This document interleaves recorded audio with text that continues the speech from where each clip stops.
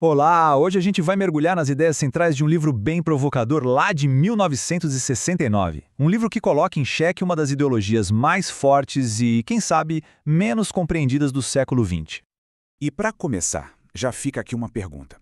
Qual seria a ideologia mais poderosa do mundo e, ao mesmo tempo, a que a gente menos para analisar?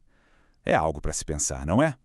Bom, a resposta, segundo o autor do livro, é bem surpreendente. Ele diz assim: o medo de que o comunismo um dia domine o mundo, na verdade, nos impede de ver que o anticomunismo já dominou. Essa é a tese central que a gente vai explorar agora. E a nossa fonte para essa análise é justamente o livro A Cruzada Anticomunista, de Michael Parenti. E veja bem, ele não está falando do anticomunismo como uma simples opinião. A análise dele trata o anticomunismo como uma força política mesmo, sabe? Organizada, ativa e com um alcance global. Ok, então vamos primeiro entender de onde veio tudo isso. Quais são as raízes históricas dessa cruzada? Segundo a análise do livro, como é que isso começou? A linha do tempo que a obra traça começa lá atrás, em 1917, logo depois da Revolução Russa. O curioso é que essa cruzada ideológica teve uma espécie de pausa durante a Segunda Guerra, quando foi preciso se aliar a inimigos. Mas, assim que a guerra acabou, com o início da Guerra Fria, ela voltou com tudo.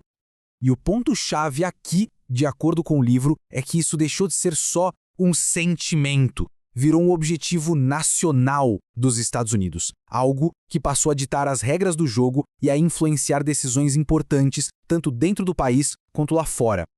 Certo. Mas como é que essa cruzada funcionava na prática? A análise do autor divide a coisa toda em 3 frentes de ataque bem distintas. Essas são as 3 cruzes, como ele chama. A frente política, que usava pressão diplomática e muita propaganda. A frente militar, com intervenções diretas ou apoiando grupos aliados. E, por fim, a frente econômico-financeira, que usava o dinheiro como arma. Era basicamente uma guerra ideológica em escala mundial. E olha que interessante, de todas essas frentes, o autor dá um destaque especial para a econômica. Ele chega a dizer que ela era talvez a mais importante de todas. A lógica é que, com ajuda financeira, sanções e controle de mercados, dava para moldar governos de um jeito muito mais sutil e, no fim das contas, mais duradouro do que com a força das armas. É claro que uma operação dessa escala teve um custo, e um custo bem alto. A próxima parte da análise mostra justamente as consequências gigantescas que essa cruzada teria provocado. A lista de consequências é bem pesada. O fortalecimento do famoso complexo industrial militar, o envolvimento em guerras longuíssimas e não declaradas, uma polarização política interna que nunca tinha se visto antes e, claro, um desgaste da imagem do país no cenário internacional. E só para a gente ter uma noção da escala disso tudo, o livro faz uma afirmação que é de cair o queixo. O custo material das guerras da Coreia e do Vietnã, juntas, teria sido maior do que o custo de toda a Segunda Guerra Mundial para os Estados Unidos. E tudo isso leva a uma contradição moral que o livro aponta de forma bem direta. Basicamente, na ânsia de combater o que viam como um mal, os anticomunistas corriam o risco de acabar se tornando aquilo mesmo que eles diziam lutar contra, usando métodos autoritários e violentos. A pergunta que fica é, que tipo de ideologia sustenta uma coisa dessas? Qual é a visão de mundo que permite que essas contradições existam? Para explicar isso, a obra apresenta um conceito, o de ambiente simbólico. A ideia é que a gente não enxerga o mundo de forma pura. A gente vê através de um filtro, uma lente de valores e ideias que já definem a realidade para nós antes mesmo da gente pensar sobre ela.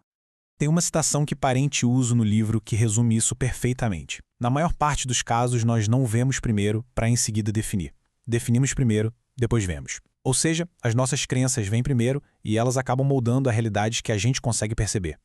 No fundo, o argumento é que essa ideologia funciona como um ciclo que se alimenta. Qualquer fato, qualquer acontecimento é interpretado de um jeito que só confirma a crença original e qualquer coisa que vá contra essa crença é simplesmente ignorada, jogada de lado.